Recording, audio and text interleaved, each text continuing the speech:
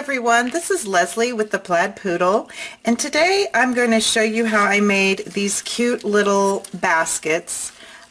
Easter is this weekend, and I always like to put a little something something at each person's place setting. So I thought I would make these little baskets and filled with some jelly beans or little sweet treats, and put them on each person's place. And I chose the colors Lost Lagoon because the napkins I'm using in my at my table this weekend are this kind of teal blue, lighter blue, and I thought the Lost Lagoon looked really good with it. What do you guys think? I think it'll be sweet. Anyway, the basket is very easy to make, and I embellished it using the stamp set Floral Wings, which is a Hostess stamp set, and it coordinates with the Bold Butterflies framelit dies. So to get started, I use what you need to make this little basket is just a 6x6 piece of designer series paper or cardstock. So you could actually, if you used a different handle, like I could have used a Lost Lagoon for the handle, I could get 4 baskets out of one 12x12 piece of designer series paper, but I wanted my handle to match my basket, so I can get 3 baskets out of a 12x12 sheet of designer series paper. I'm using a 6x6 piece of designer series paper, and then for the handle, a 6 inches by 3/4 inch piece of designer series paper. For my stamping, I'm going to use a 4x3 inch piece of Whisper White, and then for the little cute little vellum butterfly that we're going to cut out with the butterfly die, I am using a piece of 2.5 by 2 inch vellum, and I'll have these dimensions on my blog if you want to check over there.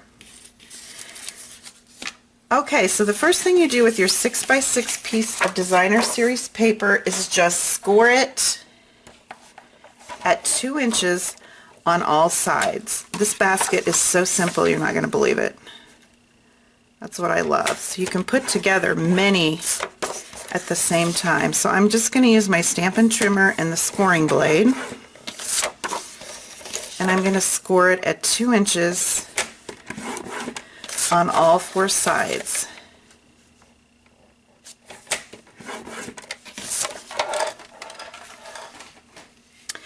Okay, and then fold on those score lines and burnish with your bone folder. Just makes it a little easier to see the lines when we go to trim later on, if they're nice and crisp.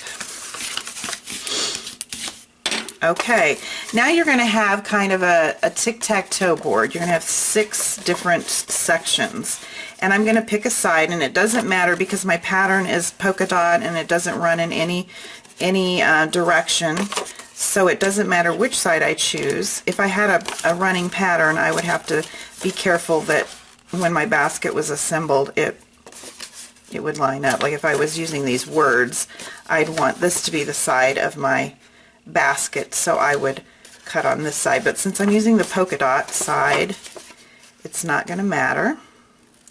And I'm going to cut up on those vertical lines just to that score line.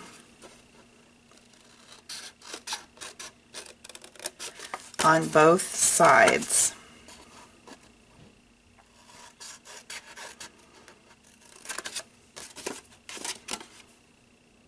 These baskets would be really sweet for Mother's Day or May Day. Does anybody do baskets on May Day? It's kind of a lost art, but wouldn't that be sweet to present somebody? I remember as a child, my mother would help my sister and I make little May baskets, and the secret was you had to sneak it to somebody's porch. You didn't want them to know who was delivering the May basket. Okay, now for the handle, I'm going to just kind of curl it slightly with my bone folder. And this is how we're going to assemble the basket. So I want my handle not to show on the inside, so I'm going to adhere it to this middle square. And to do that, I'm just going to use a little bit of multi-purpose liquid glue.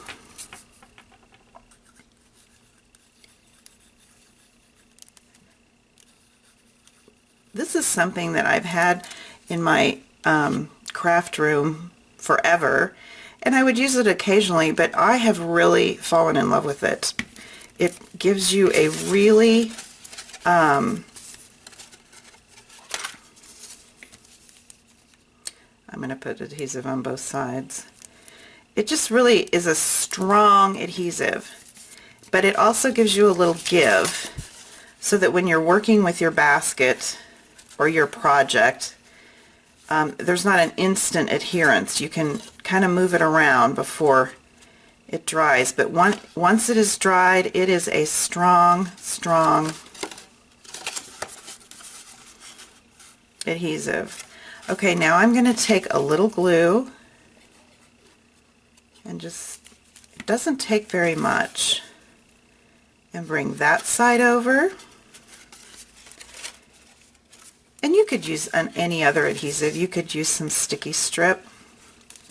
The point is you want your basket to not fall apart, and it depends on what you plan on putting in your basket.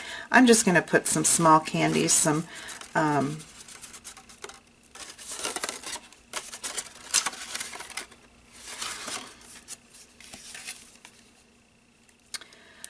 some jelly beans, and I think some little tiny bunnies, those little lint, you know, you can get the little mini bunnies. They're so cute, because it's my belief that every Easter bunny needs, or every Easter basket needs a bunny.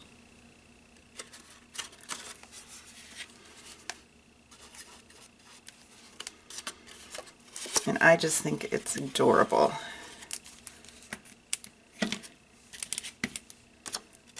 To have a little gift at each person's place setting. Okay guys, that is the basket. That is how simple and how fast it was to put together. Okay, now to embellish the basket, like I said, we're going to stamp the butterfly. And I am using, for the base of the butterfly, Lost Lagoon ink to match my designer series paper.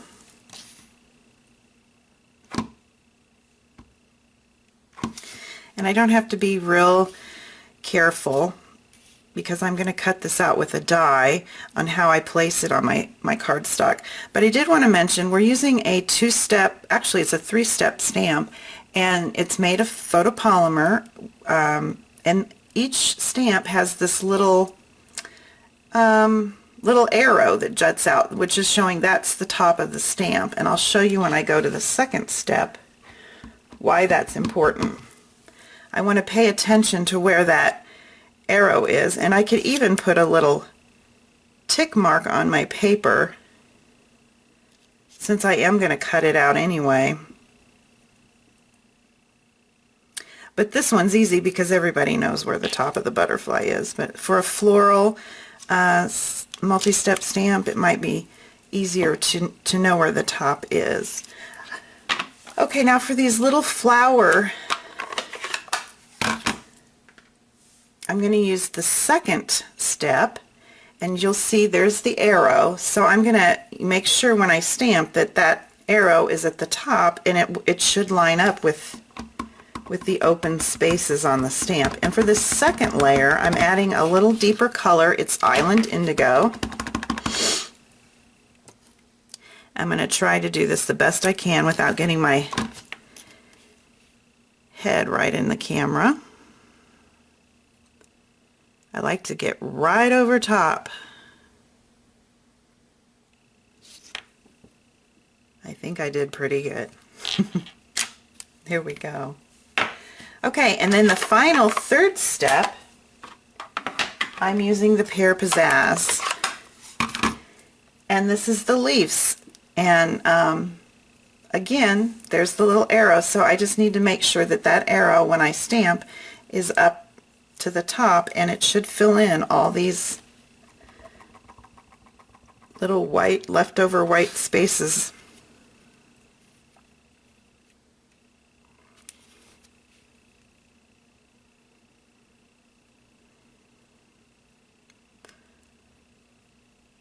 Like I said, it's a little difficult because I'm doing this from the side for filming purposes. But yay, there we go. Okay, now I'm going to cut out my butterfly with my Big Shot. And while I'm running it through, put this in the center so you all can see. I'm going to use my magnetic platform, put my pad down, there's my butterfly, center my framelit right over top,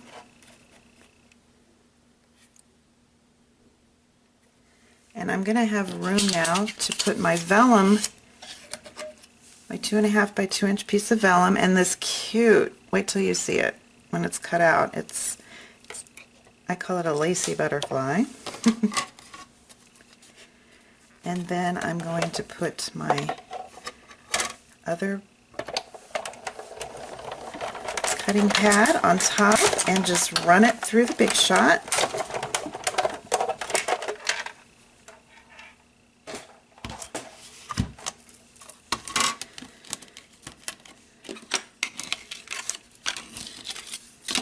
You guys, these nails, ready to cut them off.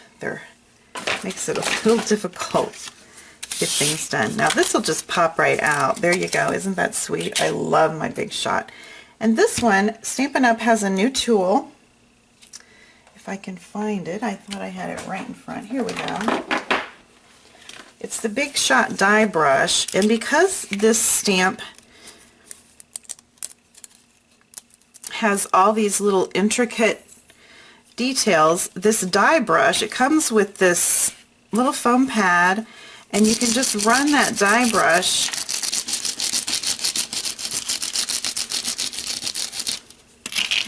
it's going to come out and see perfect. Okay, now I have my butterflies, and I'm going to kind of just fold up the leaves on both butterflies.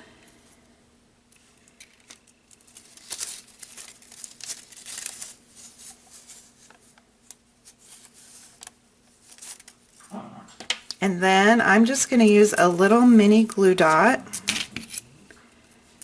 to attach my vellum butterfly to my stamped butterfly. And then take my basket, and I don't know if I mentioned or not, but I was just talking too much is what I was doing, is I used the Project Life Corner Rounder punch on all 4 corners of the basket. It's not necessary. You'd have a straight edge there. I thought it finished it off a little nicer. Okay, and now I'm going to take a half sheet. I've cut a tea-lace doily, a white tea-lace doily in half, so I could get 2 baskets out of 1 sheet. And then I'm going to just put a little adhesive right here on the middle.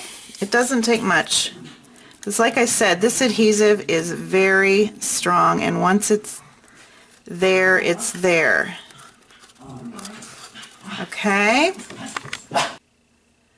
Okay, so the doily's on there, and then all I did was take my snips and followed the line of the basket and just cut off these corners so that the doily follows the lines of the basket. And then I'm going to adhere the butterfly to the basket.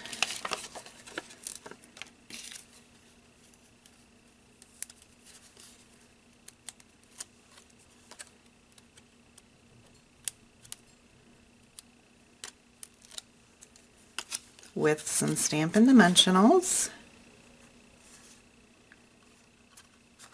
And there it is. Okay guys, I have 3 down.